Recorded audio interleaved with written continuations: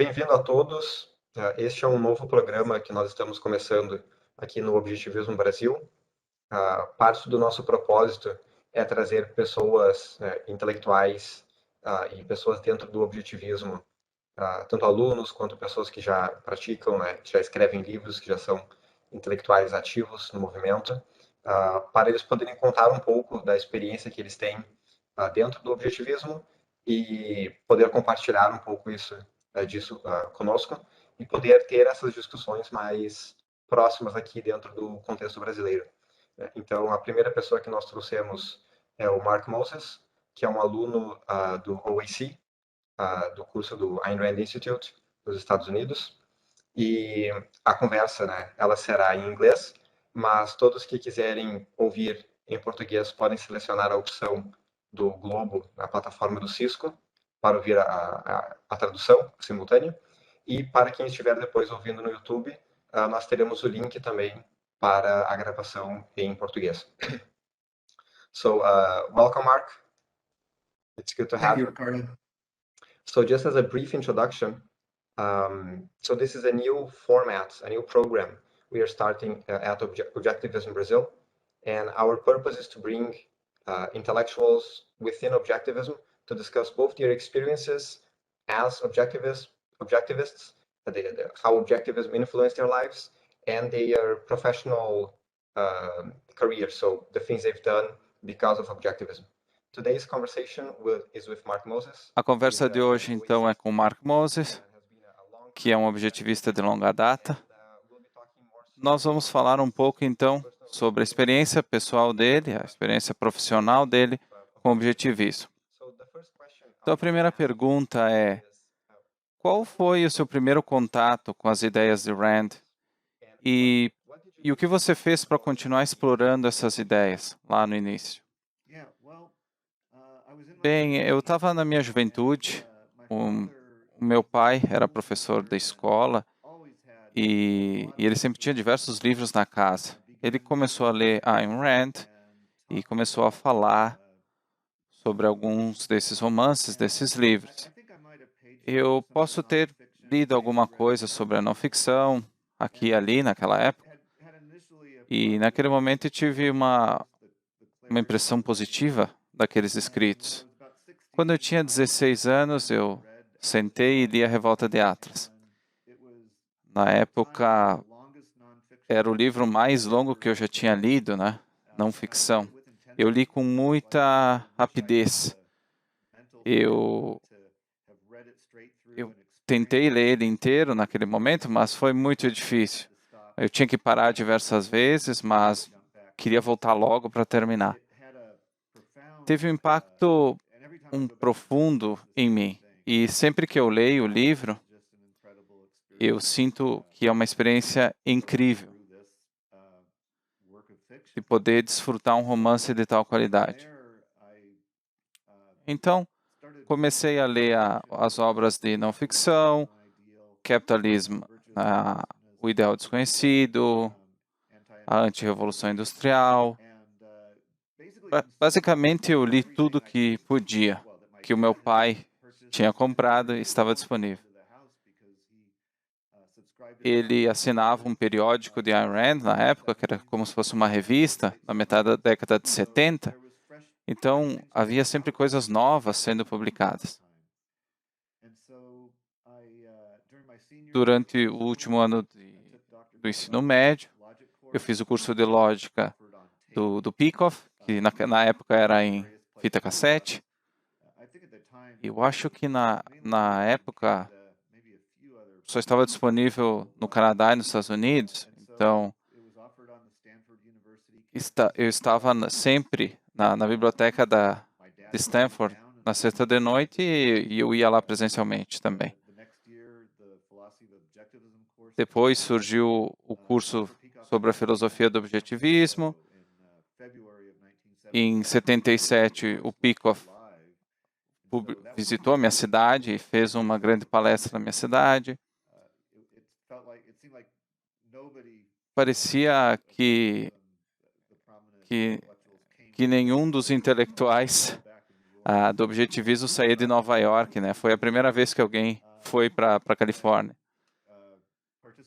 Eu participei do resto do curso através das fitas. E foi nesse curso que Rand participou. Eu ouvi essa gravação 7 meses depois do evento. Então, passou esse tempo. Eu me formei em Berkeley em 1981 e eu já tinha praticamente consumido tudo, ou quase tudo que já estava publicado na época. É interessante, olhando para trás, ter conseguido consumir todo aquele conteúdo, né, ao mesmo tempo. Mas isso era o que estava disponível. Eu sou formado, eu era um formado em engenharia, né, estava me formando em engenharia. Eu não gostava muito das humanidades, nem de filosofia, e não tinha ideia de me tornar um filósofo. Então, eu acabei explorando outras coisas, eu acabei parando um pouco na década de 80, né, de estudar filosofia. Mesmo assim, então, só muitos anos depois saiu o Opar e outros livros, então a década de 80 foi um pouco estéril para mim, né? E também na produção. Eu tive acesso a alguns cursos só décadas depois. Eu poderia, nessa década de 80, ter aproveitado melhor o tempo se houvesse mais obras. Eu tentei, na época, entender da melhor forma possível, mas acabei estabilizando, né? Não evolui tanto. Então, o que você acha que eram as diferenças de estudar o objetivismo antes da publicação do Opar? Você disse que consumia vários conteúdos que estavam sendo lançados. Na década de 70, o objetivismo estava lançando muitas coisas novas, Rand ainda estava viva. Então, o que você acha qual era a diferença de estudar objetivismo antes do Opar e depois? Em primeiro lugar, Understanding Objectivism, que é um curso muito famoso, me ajudou a me aprofundar na filosofia. Eu tinha 19, 20 anos, eu entendi bastante coisa, mas muita coisa estava flutuando, não estava muito clara para mim. E por duas razões. Parte porque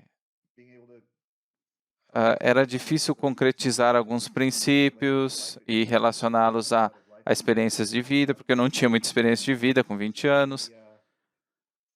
E há muitas sutilezas, e você não consegue entender quão revolucionário é e o que está acontecendo, né, de fato. É muito interessante. O que você mais ouve é que eu li Rand quando eu era jovem, depois eu cresci, mas a minha história é totalmente ao contrário.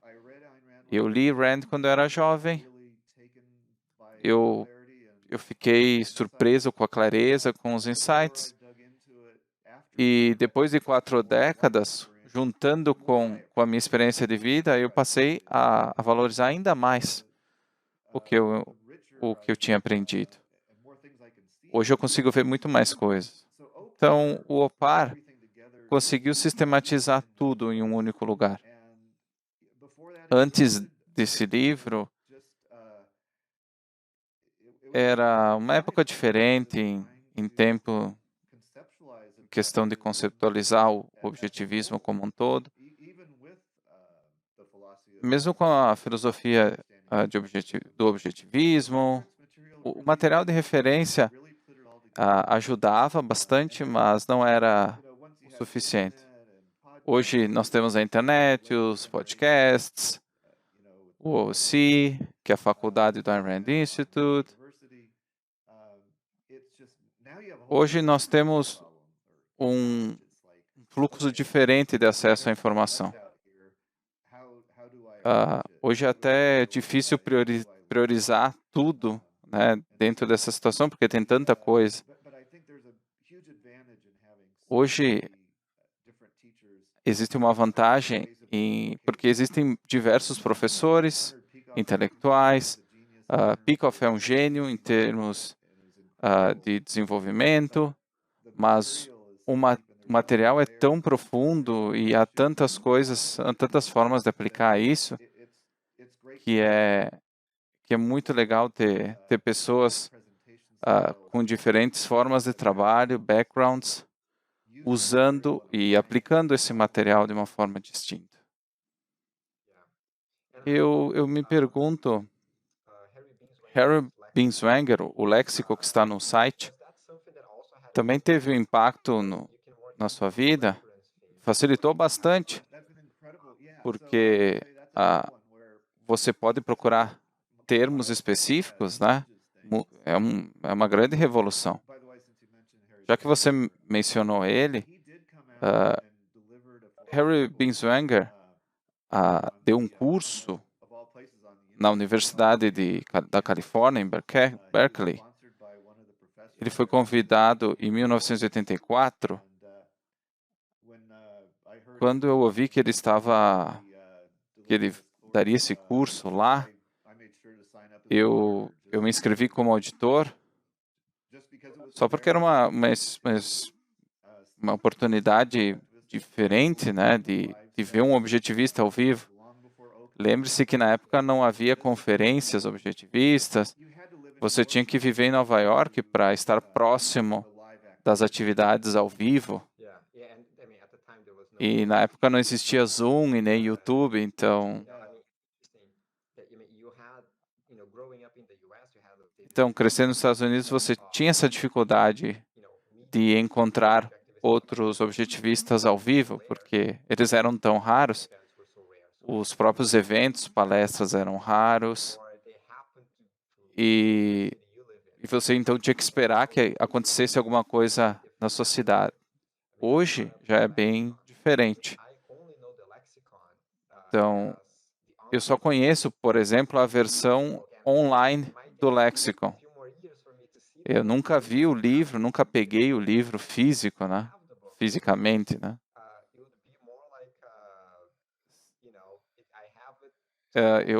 Eu vou ter esse livro como se fosse mesmo, mas eu não tenho mais tanta certeza. Então, pode seguir. Eu acho que esse foi um evento diferente. A internet cresceu. Em 2010, por exemplo, houve uma grande explosão de conteúdos. O ARI passou a disponibilizar muitas coisas, os cursos que estão legendados também, que nós estamos divulgando aqui. Então, houve uma grande explosão de material.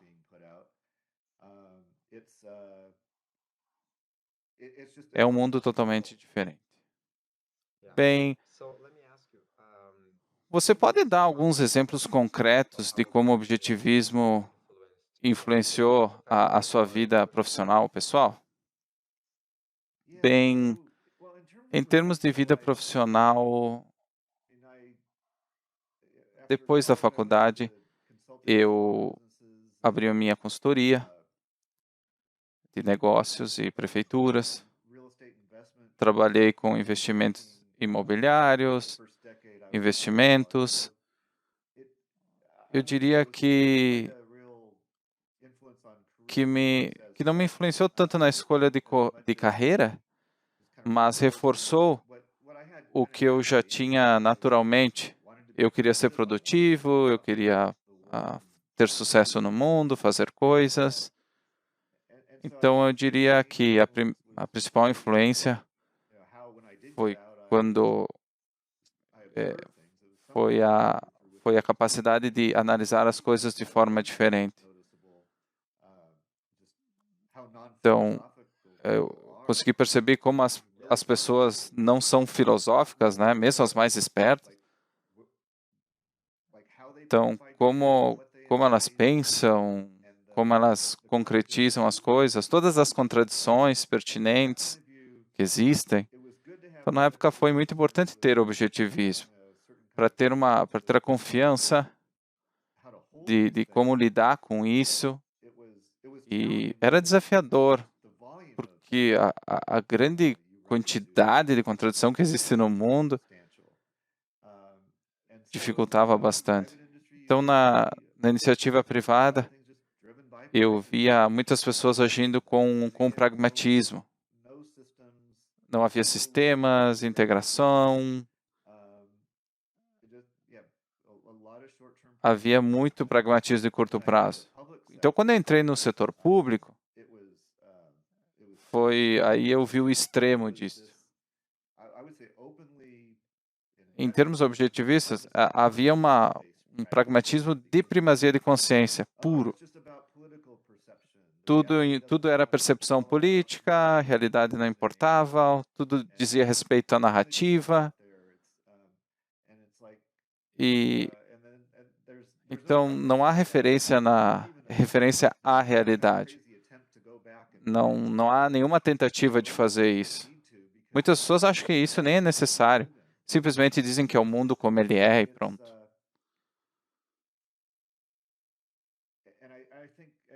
Eu acho que nesse momento eu poderia ter usado mais o Understanding Objectivism. Ter mais ferramentas para lidar com essas situações e orientar as pessoas. Porque há tantas coisas que precisam ser mudadas e é incrível como então há tantos problemas intelectuais e culturais. Então, quando eu escutei esse curso, Understanding Objectives, você tem uma ideia melhor de como o seu pensamento pode dar errado. Então, quando você tem um conhecimento melhor do número de métodos de pensamento que existem, então, quando você fala com as pessoas, você consegue entender de onde elas estão vindo, que tipo de premissas elas têm, que tipo de conclusões que elas têm. Então, eu posso imaginar o horror de entrar no setor público e ver pessoas com uma primazia da consciência tão firme. E isso era explícito, na verdade, porque todo mundo dizia, é tudo questão de percepção, é política, é narrativa. Então, pessoalmente, a nível pessoal, eu não tinha fantasia de me casar com uma objetivista, mas naquela época, quando eu estava nessas palestras, eu sempre era o mais jovem, em pelo menos 5 anos. E eu diria que isso é muito generalizador. O perfil das pessoas que estavam assistindo a essas palestras era de homens. Muitos engenheiros, cientistas, programadores. Esse era o tipo de público que estava lá. Havia exceções, mas em termos gerais, demográficos, né? Quem tem interesse, quem está participando dessas séries, esses eram os tipos de pessoas que estavam lá. Não havia Ocon, não havia conferências. Então, minhas relações, eu estava tentando achar alguém que conseguia inspirar o melhor de mim, com uma ideia secular. Então, para criar filhos, eu me inspirei no meu pai, que era professor de escola, era pedagogo. Então, ele sempre experimentava comigo e meu irmão diversas formas de ensino e de educação. Então, creio que o objetivismo me deu, o grande valor que ele me deu foi o valor do pensamento independente para um jovem. Uma coisa que eu nunca disse quando um filho me perguntou por quê porque eu quero, porque é assim. Eu sempre respeitei a mente dos meus filhos e nunca tentei modelar eles, mas sim ensinar, dar as ferramentas para que eles pudessem se desenvolver.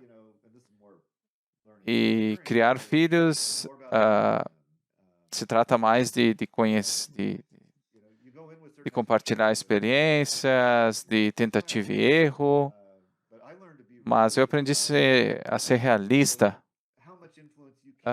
sobre o quanto influência você pode ter sobre os seus filhos, né? E você não sabe em quanto eles estão prestando atenção. Ah, um dos meus filhos tinha dificuldade para ler, mas ele tinha muita dificuldade. Já o outro praticamente aprendeu a ler sozinho, porque ele queria ler as instruções do videogame dele. Então, você tem que se preocupar tentar criar um melhor ambiente para eles. Mas sendo realista, cada um tem o seu temperamento, as suas capacidades, e eles vão tomar suas próprias decisões. Parece que quando você fala de parceiro romântico, você quer uma pessoa racional. Não precisa ter lido a Revolta de Atlas ou a Virtude do Egoísmo. Eu penso que algumas pessoas podem querer isso, e quando você lê as obras de Rand, há muitas transposições racionalistas, porque muitas pessoas eram cristãs, por exemplo, se tornaram objetivistas, mas elas ainda têm a estrutura de pensamento cristã, aquelas premissas originais. Então, não pareceria estranho ver alguém com uma lista de pontos a arriscar, né, a preencher para encontrar uma pessoa. Então, no objetivismo não há nenhum tipo de como ensinar moralidade e esse tipo de coisa. Diz respeito muito mais a usar a sua mente, aplicar na vida real, ter esse contato com o seu parceiro romântico. Então, assim que você aprende, vamos dizer assim. Você começou a aprender objetivismo quando você era jovem. E anos depois, você resolveu se aprofundar nisso e se juntar ao OSCE como um auditor. Então, hoje, você está no último ano dos 3 anos de curso. Então, por que você decidiu estudar no OSCE? Qual tem sido a sua experiência? Bom, só para fechar, então, o assunto anterior,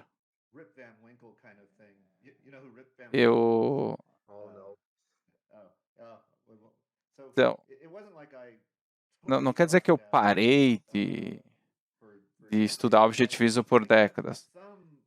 Eu mantive um contato ao longo dos anos. Por exemplo, quando houve o lançamento de Omnibus Parallels do Peikoff, quando saiu outros livros, eu também estava atento ao que estava sendo feito. Estava bem ligado a esses grandes eventos, né, e ficava no meu radar. E eu queria ter certeza de ler essas obras, né, tão fundamentais. Eu acho que a Ocon foi no início dos anos 2000, se eu não me engano. Eu consegui participar de uma delas lá no início da década de 2000, mas, de fato, quando eu resolvi mesmo me dedicar a isso, foi um momento em que os meus filhos tinham crescido, eu já tinha mais controle do meu tempo. Então, em 2018, eu estava no meu projeto de escrita do livro, esse que está mencionado ali atrás de mim, e eu queria aplicar os princípios objetivistas à minha experiência em governos locais, municipais.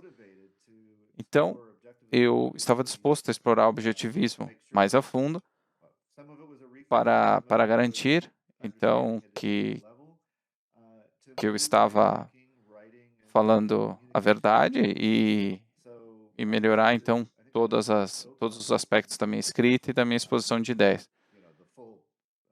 Então, eu participei do Ocon em 2019, se eu não me engano. Eu fui para o Ocon presencial, encontrei vários auditores. Então, alguns meses depois, eu encontrei o Tal, o CEO do ARI, no norte da Califórnia, e ele me disse que era muito legal participar do OSCE como auditor. Então, naquele momento, eu considerei quanto me exigiria do meu tempo,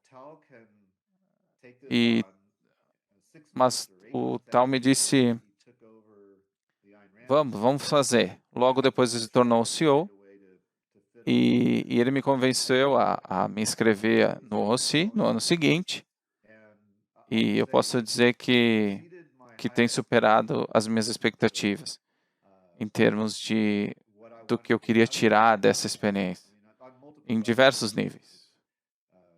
O ano 1, por exemplo, me fez reler coisas que eu não li há 40 anos, e como essa experiência adicional colocar a minha experiência em perspectiva. A qualidade das aulas é gigantesca. Ben, Aaron e Nikos são grandes mentes em contato.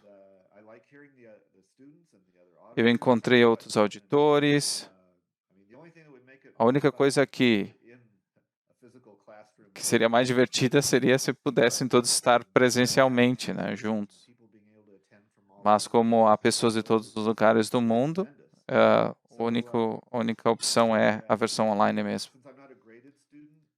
Então, eu não sou um estudante, então eu não faço as tarefas, eu não ganho notas, mas eu posso ter acesso aos instrutores em horas específicas. Eu estou ansioso para participar de mais cursos como auditor, e eu quero manter isso. Eu quero melhorar o meu pensamento, eu quero concretizar mais e mais as minhas ideias. Um dos meus objetivos no terceiro ano, eu sabia identificar se o argumento estava certo ou errado, mas eu não conseguia ir um pouco atrás, vamos dizer assim, o que está por trás desses argumentos. Uma análise epistemológica, ética. Então, isso me motiva a, a buscar esclarecer cada vez mais. Então, isso tudo me ajudou. Então, eu sinto que hoje a minha habilidade de fazer isso, de dissecar essas coisas, esse é o argumento, essas são as suas premissas, essa é a sua base. Então, essa minha capacidade aumentou. Então,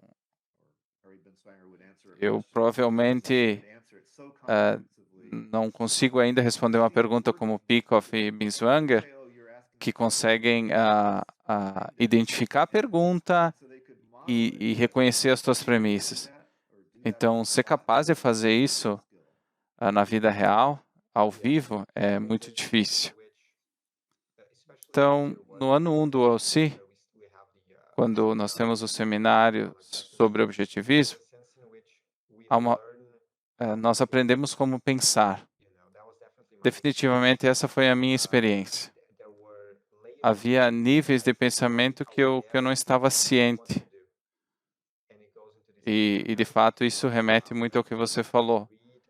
Você lê um parágrafo e você consegue entender o argumento por trás do que o autor está dizendo, aquilo que não está escrito. E essa é uma capacidade real. Então, é tão importante ter esse tipo de ter essa ferramenta na sua caixa mental.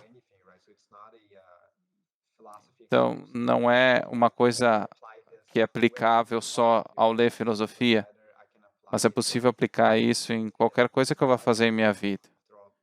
Então, quando você está falando com outras pessoas, com as suas premissas, mesmo que muitas vezes essas pessoas não saibam, não conheçam as suas premissas. Então, você escreveu um livro. Então, como o objetivismo e talvez os intelectuais objetivistas influenciaram a sua ideia de escrever um livro? Acho que a semente para o livro foi plantada em 2018, quando um amigo, Jeff Britton, que é o arquivista do Ayn Rand Institute, é o primeiro desde a década de 80, então ele tem se dedicado muito a digitalizar todos os arquivos. Ele foi vamos dizer assim, o último dos... Então, eu conheci ele no final da década de 70, 80, ele estudava filosofia na época. Então, na época, havia mais de 30 mil alunos, mais ou menos, no campus, e nós éramos os únicos dois que estavam fazendo os cursos do Peikoff na época. Então nós estávamos lá nas apresentações dessas fitas, né? Então, ele é um dos que me ajudou a me manter informado sobre o que estava acontecendo no movimento objetivista, porque nós mantínhamos contato. Então, nós estávamos conversando em Los Angeles, então estava contando um pouco sobre a minha vida, em gestão, em administração municipal. E ele disse, você deveria escrever um livro. Eu não entendi muito bem por que ele tinha me dito isso. Não fazia sentido para mim na época. Mas ele tinha essa visão de que eu tinha esse background filosófico. Então, você tem todos esses anos de experiência e você pode aplicar tudo isso. E vai ser muito bom. Então, acho que depois de alguns dias eu mandei um e-mail com algumas ideias e tópicos. Ele respondeu me encorajando, destacando os pontos positivos do que eu tinha escrito. Então, mas ainda não tinha essa inspiração que ele via, né? Mas ele plantou uma semente. Então, 6 anos depois, eu estava lendo o livro do Alex Epstein sobre combustíveis fósseis. E aí ao ler aquela obra, eu disse assim, nossa, é assim que eu posso organizar as minhas ideias. E ele escreveu tão bem, o Alex Epstein, de uma forma tão engajadora e bagunçou a minha cabeça. E eu pensei que eu deveria fazer isso a respeito de administração pública. Eu vou ficar muito chateado se não for eu. Eu sei que algum dia alguém vai fazer. Então, eu estava vendo um ótimo exemplo de como eu queria que ficasse. E foi naquele momento que eu pensei, não, agora eu vou organizar e vou escrever esse livro. Então, outra coisa que depois desses e-mails que me interessou, houve uma apresentação da Com em 2016 que falava sobre como os livros motivavam e promoviam as ideias filosóficas. Então, eu não fui em 2016, eu acabei vendo a gravação um ano depois. Mas isso realmente me inspirou ainda mais. Sim, os livros são importantes, é importante publicar, vale a pena o esforço. Então, tudo isso foi o que me levou a organizar minha vida e tempo em torno da escrita. Então, parte da motivação foi que, trabalhando em municípios, eu vi que muitos dos meus valores eram destruídos, eram desvalorizados. Eu eu percebi que o livro seria uma forma de transformar aquelas frustrações em algo positivo, não reclamar das experiências, mas tirar proveito dessas experiências, publicar algo positivo,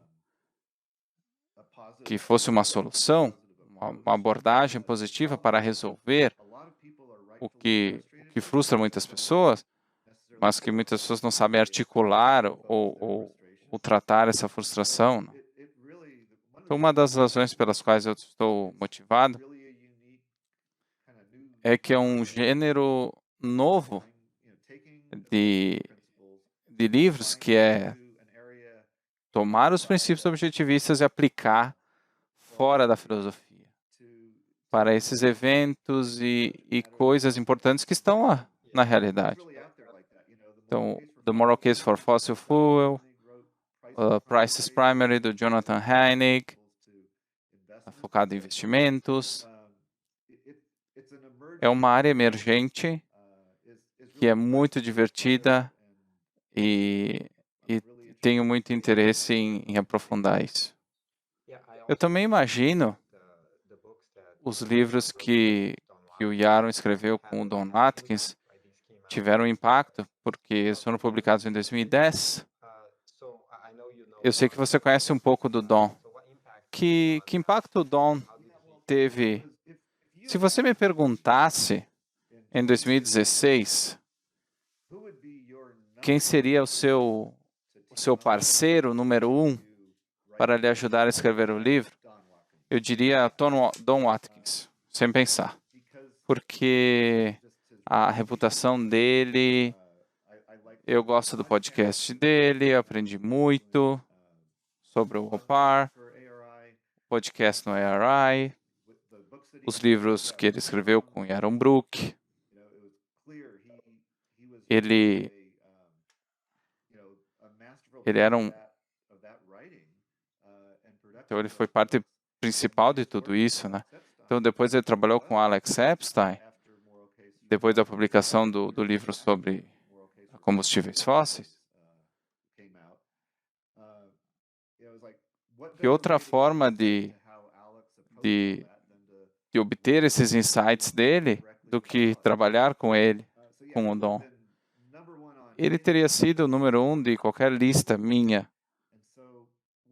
Então, quando começou a pandemia, houve o lockdown, na primavera de 2022, duas grandes coisas aconteceram. Uma, eu imediatamente estava num momento bem legal da escrita, estava formatando as coisas, mas com a pandemia eu não tinha outra coisa para fazer, não podia sair, então eu me dediquei 100% na escrita, porque o lockdown foi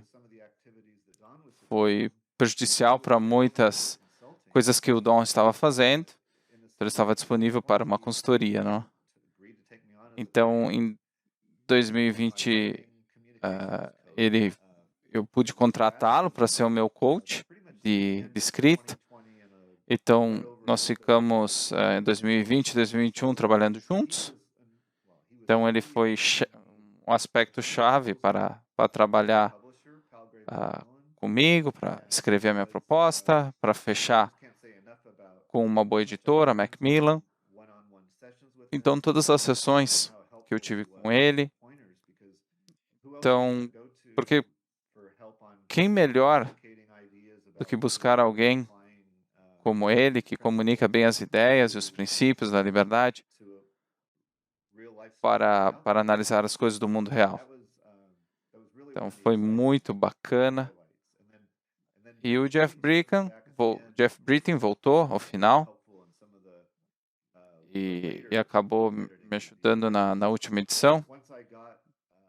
Então, quando eu consegui a editora, eu senti que agora eu tenho que fazer isso bem, conseguir uma boa editora. Então, foi um último impulso,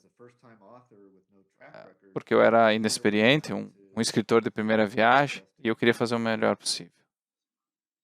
Então, por curiosidade, você terminou o livro antes de fazer o curso de comunicação do ARI, não, na verdade foi antes. Quando o curso estava acontecendo, eu estava trabalhando na minha proposta para editor, que consistia em resumo de 10 capítulos. Então um capítulo como exemplo, um capítulo completo como exemplo. Então, eu estava me reunindo com o Dom, mais ou menos 1h30 por semana com o Dom, via Zoom. Eu estava obtendo feedback dele. E, ao mesmo tempo, eu estava no curso de comunicação com o Keith. Eu tentava aprender tudo que dava, mas era tanta coisa junta. Então, foi uma época intensa em termos do que eu estava tentando produzir, em termos de escrita, e também entender, incorporar tudo isso à minha escrita. Então era incrível porque eu voltava e lia coisas que eu tinha escrito no passado e eu pensava, o Dom, imaginava o Dom me dizendo assim, você tem que cuidar com a transição, um parágrafo tem que dialogar com o outro, tem que projetar o outro. E depois de certo tempo eu nem conseguia entender por que eu tinha escrito algumas coisas. Então, é uma experiência bem interessante, porque você tem que lembrar, minha escrita, profissionalmente falando, era escrever relatórios muito pequenos, de 6 a 7 páginas, com informações básicas. Então, escrever um livro de 200 páginas é bem diferente de escrever relatórios de 10 a 12 páginas. É um desafio totalmente diferente. Então, me ajudou a apreciar a motivação que é necessária para escrever um livro, mas também quanta habilidade é necessária para escrever bem. E acho que a gente aprende isso também no curso de comunicação. Você pode ser muito esperto, muito verbal em termos da sua comunicação e não necessariamente escrever bem. E como você consegue estruturar as coisas é uma habilidade aprendida. E eu acho que isso se aplica ao que nós vemos falando. Na primeira vez que nós escrevemos, você acha que não precisa refazer nada. Você acha que é só escrever uma vez e pronto. Mas se você quer escrever um livro bom, um livro de 200 páginas, você acaba escrevendo esse livro várias e várias vezes. Então você percebe que escrever é editar. Você acha assim, não, eu conheço esse material tão bem, eu só vou sentar e deixar rolar e escrever. E não é assim. Não funciona assim.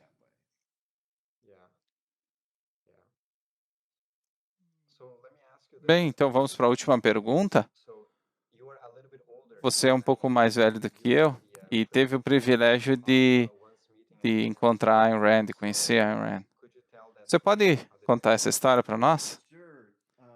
Bem, foi na primavera de 1981, no Ford Hall Forum, em Boston. Eu tinha 21 anos e eu estava quase completando 22 anos. Era a minha primeira viagem para o outro lado dos Estados Unidos, para a costa leste. Havia sempre alguns grupos do norte da Califórnia que estavam lá, mas nós acabamos chegando lá e na noite anterior à palestra, houve uma recepção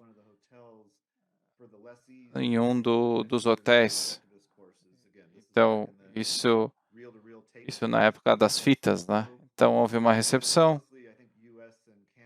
só no Canadá e nos Estados Unidos que você tinha acesso a esses cursos e só daí vinham as pessoas para prestigiar.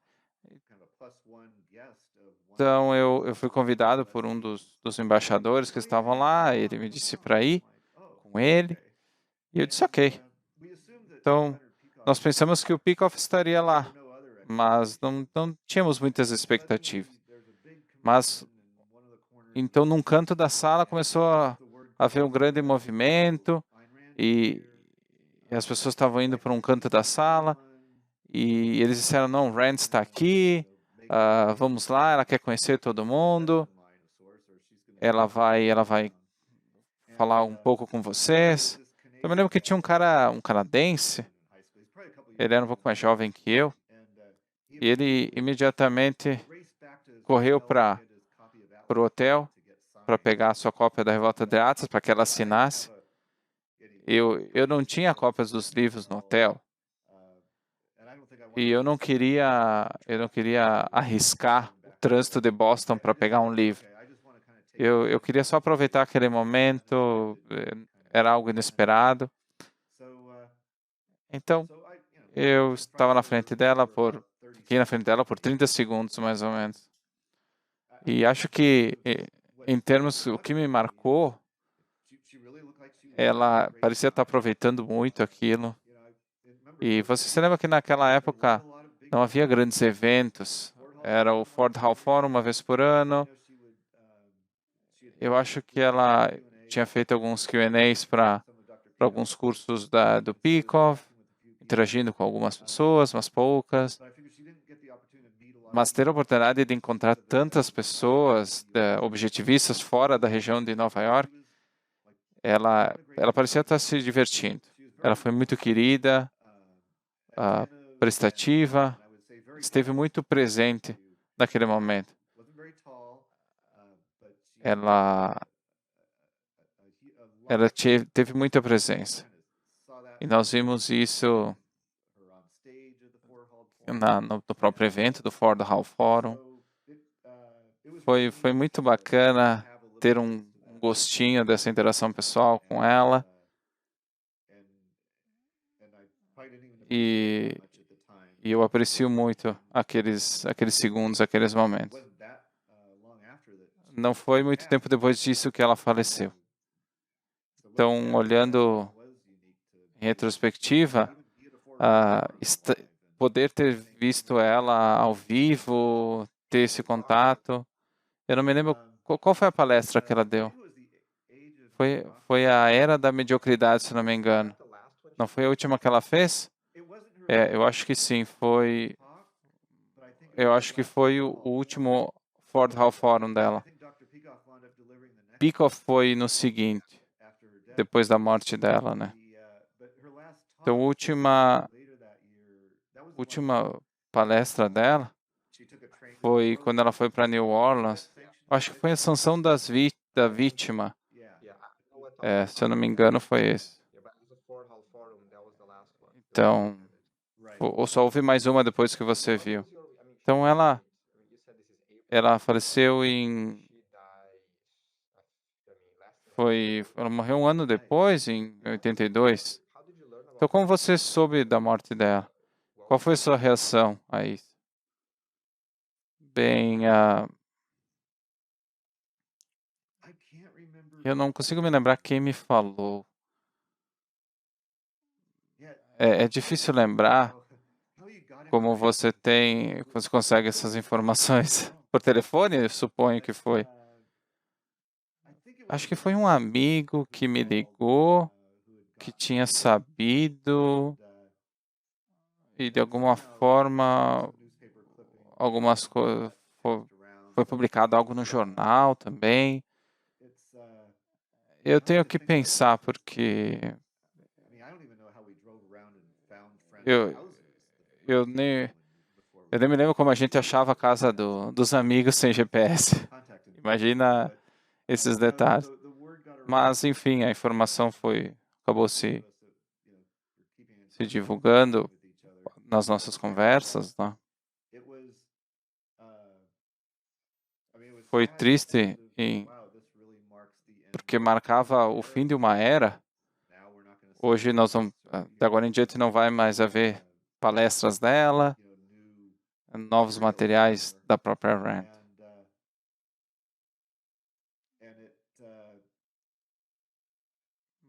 Mas eu não me lembro o que isso significou pessoalmente, mas estava claro naquele ponto que Peikoff ia dar seguimento ao legado dela e impactar da melhor forma que ele pudesse. Mas foi na época, isso aconteceu na época em que eu estava mais envolvido com a minha própria carreira, então eu não estava seguindo de perto o que estava acontecendo com o Instituto, com a RI. Então, eu gostaria de ter participado do Thomas Jefferson Institute, né, das palestras deles. Eram grandes camps, né, grandes eventos de 2 a 3 semanas de discussão filosófica. Mas eu não tinha como ir devido ao meu trabalho e tudo mais. Muita coisa interessante deve ter acontecido. Então, como um último comentário, em algum ponto do futuro, nós vamos discutir os seus livros como background, como contexto. Então, nós vamos postar os links e todas as informações que nós falamos aqui nos comentários. Então, nós vamos aproveitar tudo e estará nos comentários. Então, você pode falar um pouco sobre o seu livro, do que trata? Bem, trata como os governos locais, as municipalidades, eles acabam extrapolando o seu orçamento e nunca parecem sair desse endividamento. Eles assumem mais funções do que podem. E por que eles fazem isso de forma sistemática? Eu analiso de uma forma moral o papel do governo e o que isso significa na prática, tentando desenrolar um pouco. Do ponto de vista objetivista, o objetivo é que você não pode administrar com sucesso um orçamento de uma organização amorfa que não tem uma identidade. Os governos locais são administrados como se não tivessem uma identidade. Eles se viram de semana para semana, de mês a mês, inventando conforme o tempo passa, é um pragmatismo chulo.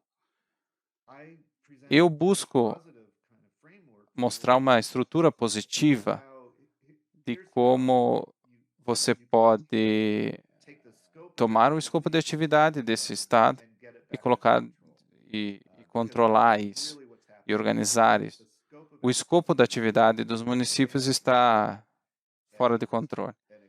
E isso gera, então, caos financeiro e orçamentário. Então, no Brasil, sim, nós temos esses problemas também. Então, nosso governo não é exatamente eficiente. Então, estou certo de que no contexto brasileiro o livro seria bem interessante. Eu gostaria que você compartilhasse também um pouco comigo. Então, porque quando eu escrevi, eu estava tentando tornar esse livro universal para que não servisse só para a Califórnia. E o Canadá é bem parecido, há muitas coisas parecidas entre os países,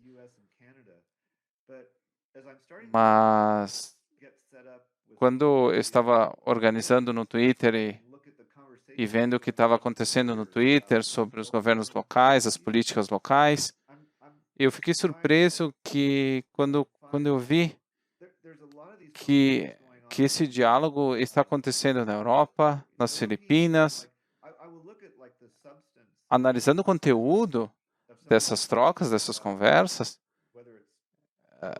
seja a questão das pensões,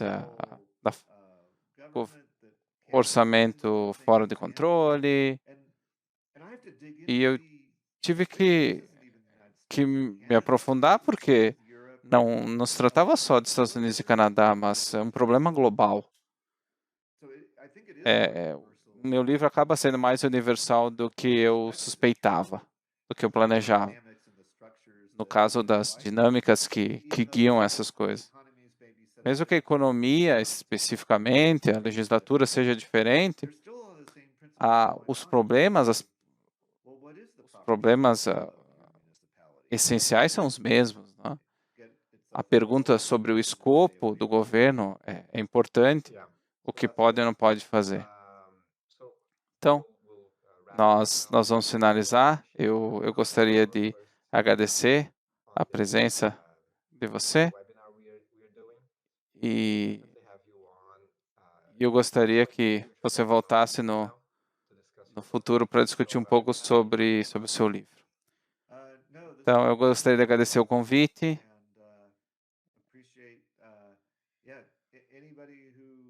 Qualquer pessoa que tenha mais interesse no meu trabalho pode me achar através do meu website e gostaria de feedback no meu livro e qualquer coisa que vocês queiram comentar. Foi muito legal. Muito obrigado.